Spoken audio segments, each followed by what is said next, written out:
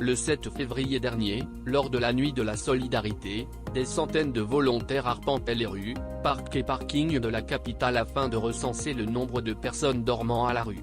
Selon la mairie qui a divulgué le bilan ce lundi, ils sont 3641 SDF, soit 689 de plus qu'en 2018. La majorité d'entre eux ont entre 25 et 54 ans, sont seuls et à la rue depuis plus d'1 an. Avant, c'étaient des grands clochards, remarque Dominique Versini auprès de France Bleu.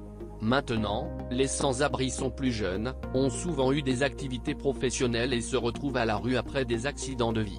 D'ailleurs 14% d'entre eux ont des ressources financières issues d'un travail, 23% vivent de la mendicité et 18% des prestations sociales. 12% des SDF sont des femmes. Les chiffres montrent également que le nord de la capitale, où les migrants sont plus présents, concentre plus de 30% des SDF parisiens.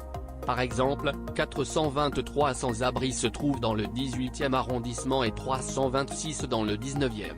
Enfin 12% des SDF sont des femmes.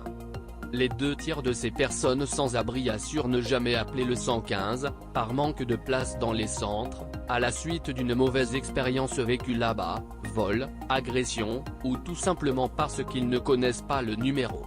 D'autre part, les chiens, qui assurent souvent la sécurité des SDF dans la rue, ne sont pas acceptés dans les centres d'hébergement.